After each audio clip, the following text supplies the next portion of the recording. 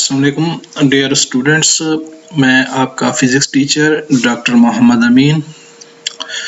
आज हम पढ़ रहे हैं यूनिट या चैप्टर नंबर 3।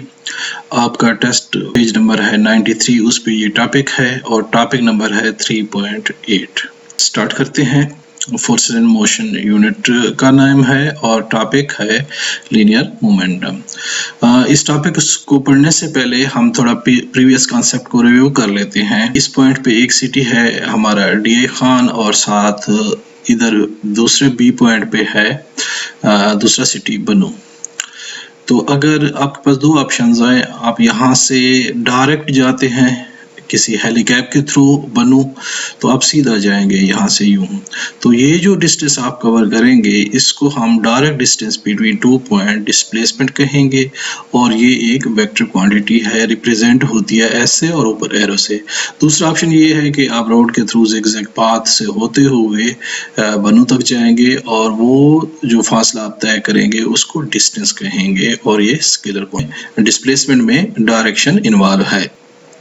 डिस्प्लेसमेंट को एस और ऊपर एरो बार से डिनोट किया जाता है। मीटर इसका यूनिट है और dimensions capital N within square bracket है। Velocity rate of change of displacement होता है, तो displacement divided by time S divided by T. Unit इसके क्या होंगे मीटर पर सेकेंड और dimension L T power -1 within square bracket.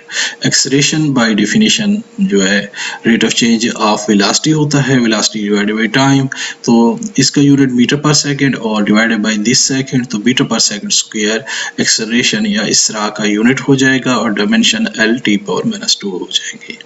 एक और फिजिकल क्वांटिटी है jerk, rate of change of acceleration कहलाता है, लेकिन आपके कोर्स में ये नहीं है झटका जो हम फील करते हैं। न्यूटन सेकंड लॉ आपने पढ़ा था। According to Newton second law force जो होती है वो इज इक्वल टू ma, यानी मास किसी बॉडी में का मास और उसके एक्सेलरेशन जो होता है उसमें उसका प्रोडक्ट फोर्स के इक्विवेलेंट होगा। इन कॉन्सेप्ट को यूज करते हुए हम आगे बढ़ते हैं। आज का टॉपिक है लीनियर मोमेंटम। इसको हम P से डिनोट करते हैं और इसकी डिफिनीशन ये है the product of mass and velocity of a moving body. अगर कोई बॉडी मूव कर रही है तो उसमें जितनी क्वांटिटी ऑफ मैटर है, मास जो उसकी कमियत है उसका और उसकी जो वेलोसिटी है, रेट ऑफ चेंज और डिस्प्लेसमेंट जो है उसका जो प्रोडक्ट होगा उसको आपस में मल्टीप्लाई करेंगे तो हमें एक और फिजिकल क्वांटिटी वो देगा जिसको हम मोमेंटम कहते हैं और P से डिनोट करते हैं।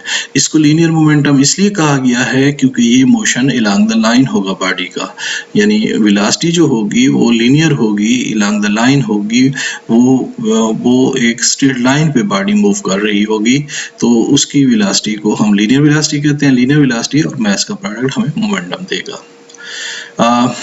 दूसरा इसकी डिफिनीशन और भी हो सकती है कि the quantity of motion in a moving body, किसी जिस्म में म्यार हरकत, क्वांटिटी ऑफ मोशन जो है, मिकदार हरकत जो है किसी जिस्म में, किसी बॉडी में, उसको भी हम मोमेंटम कहते हैं। मोमेंटम ऑफ बुलेट जो है, ये गोली होती है बंदूक की, उसमें क्वांटिटी ऑफ मोशन बहुत ज़्यादा होती है, इस वजह से 10 ग्राम की गोली बंदे के आर पार हो जाती है। क्वांटिटी ऑफ मोशन उसमें बहुत ज़्यादा होती है एज़ कम्पेयर टू बाल उसका मास ज़्यादा है लेकिन वेलोसिटी कम होने की वजह से क्वांटिटी ऑफ मोशन उसमें कम होगी। इसी तरह अगर साइकिल और ट्रक का मुवाजना करें, एक ही स्पीड से अगर ट्रक को आ रहा है और साइकिल आ रहा है, साइकिल को आप स्टॉप कर सकते हैं लेकिन ट्रक को नहीं कर सकते क्योंकि ट्रक में मास ज़्यादा होने की वजह से क्वांटिटी ऑफ मोशन जो है वो बहुत ज़्यादा है, इसलिए आप ट्रक को स्टॉप नहीं कर सकते।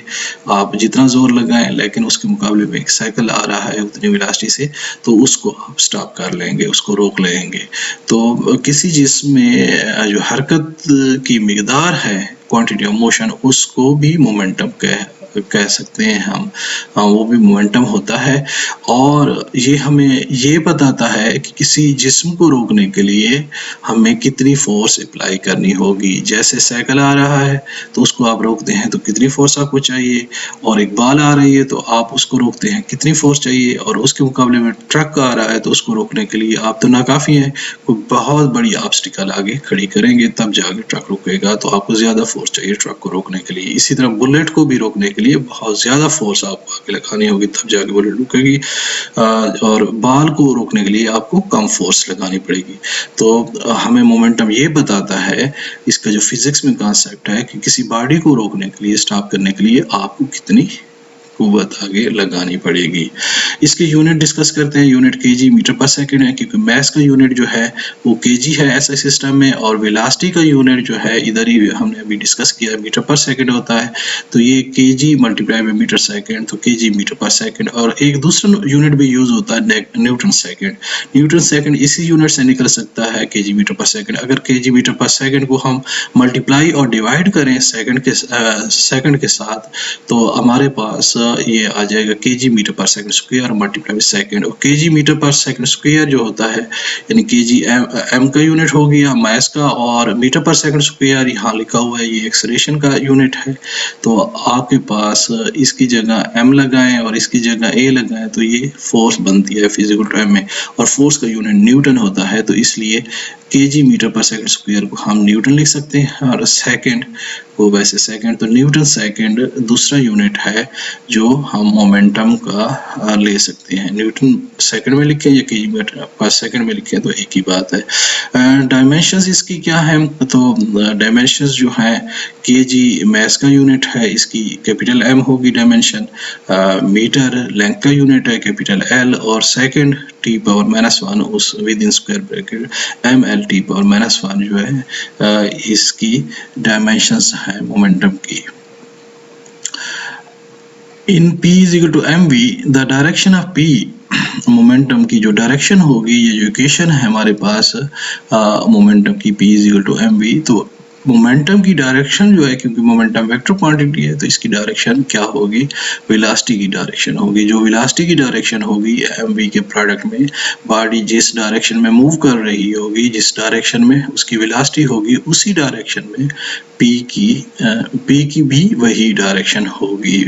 कंडीशंस हमारे पास क्या है, अगर इफ वेलोसिटी 0 है किसी बॉडी की, यानी बॉडी क्या है, रेस्ट में है, तो उसका मोमेंटम क्या होगा, P is equal to M V. Put करेंगे V 0 तो हमारे पास मोमेंटम उसका 0 होगा। उसमें जो क्वांटिटी ऑफ मोशन होगी रेस्ट वाली बॉडी में उसमें 0 होगी, तो फिर मोमेंटम भी 0 होगा। अगर मास को हम कांस्टेंट रखते हैं P is equal to M V में, इस इक्वेशन में मास को आप कांस्टेंट रखते हैं, तो उस कंडीशन में P जो है momentum directly proportional to velocity हो जाएगा। यानी वेलोसिटी ज़्यादा करेंगे, वेलोसिटी को बढ़ाएंगे, अपवर्ड एरो का मतलब है वेलोसिटी बढ़ रही है तो मोमेंटम भी आपके पास बढ़ जाएगा, मोमेंटम ज़्यादा हो जाएगा। जैसे बाल है, अगर वो मूव कर रही है तो आप इजीली उसको स्टॉप कर सकते हैं, कैच कर सकते हैं, और उसके मुकाबले में एक 10 ग्राम की बुलेट है, उसमें वेलोसिटी ज़्यादा होने की वजह से मोमेंटम बहुत ज़्यादा हो जाता है, उस वजह से आप उसको स्टॉप नहीं कर सकते, उसको कैच नहीं कर सकते बुलेट को, क्योंकि उसके पास बहुत ज़्यादा वेलोसिटी है। वेलोसिटी के इंक्रीज होने की वजह से उसमें मोमेंटम ज़्यादा हो गया है, म्यार हरकत ज़्यादा हो गया है, उसका क्वांटिटी ऑफ मोशन उसमें ज़्यादा हो गई है, इस वजह से बुलेट को आप स्टॉप नहीं कर सकते।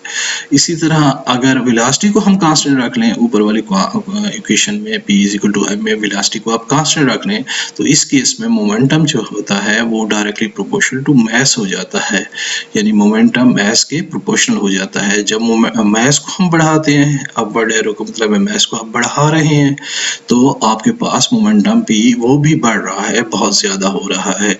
इसकी मिसाल यूँ है कि साइकिल है, वो एक कांस्टेंट उतनी वेलोसिटी से साइकिल चल रहा है, फिर उतनी वेलोसिटी से ट्रक चल रहा है। अगर आप साइकिल को रोकते हैं, आगे हाथ रखते हैं, तो उम्मीद है आप रोक लेंगे। और अगर उसके मुकाबले में मास ट्रक की क्योंकि बहुत ज़्यादा है और वो भी उतनी वेलोसिटी से चल रहा है जितनी से साइकिल चल रहा है, लेकिन उसको आप रोकना चाहें भी, इसी आप एक या 2-3 बंदे भी आगे खड़े होकर उसको रोकना चाहें तो नहीं रोक सकते। इसलिए नहीं रोक सकते कि उसका मास, ट्रक का मास ज़्यादा हो गया है साइकिल के मुकाबले में, तो उसमें क्वांटिटी ऑफ मोशन ज़्यादा हो गई है, मोमेंटम ज़्यादा हो गया है। चौथा केस है इसका कि अगर हम मोमेंटम को p को कांस्टेंट रख लें, तो वेलोसिटी इस इक्वेशन में p को कांस्टेंट रख लें, वो फिक्स वैल्यू दे दें, तो वेलोसिटी और जो मास है वो इन्वर्सली प्रोपोर्शनल हो जाते हैं। v is inversely proportional to m, या 1/m हो जाएगा। तो इसका मतलब ये हुआ कि जब हम मास को इंक्रीज करेंगे, मास ज़्यादा होगी तो वेलोसिटी डिक्रीज होगी, और जब वेलोसिटी को इंक्रीज करेंगे तो मास डिक्रीज होगी। तो यही वजह है कि लाइटर बॉडी, जो हल्की बॉडी होती हैं, छोटी बॉडी होती हैं, विद हाई वेलोसिटी, उनका मोमेंटम इक्वल हो सकता है हैवियर बॉडी, बहुत बड़ी मास वाली बॉडी विद स्मॉल वेलोसिटी। जैसे मोमेंटम ऑफ बुलेट का मोमेंटम यानी स्मॉल मास है, 10 ग्राम की है, और बहुत ज़्यादा वेलोसिटी है उसकी, can be equal to the velocity of a ball. Big ball एक बॉल के इक्विवेलेंट हो सकता है, जिसकी मास बहुत ज़्यादा होगी और वेलोसिटी कम होगी।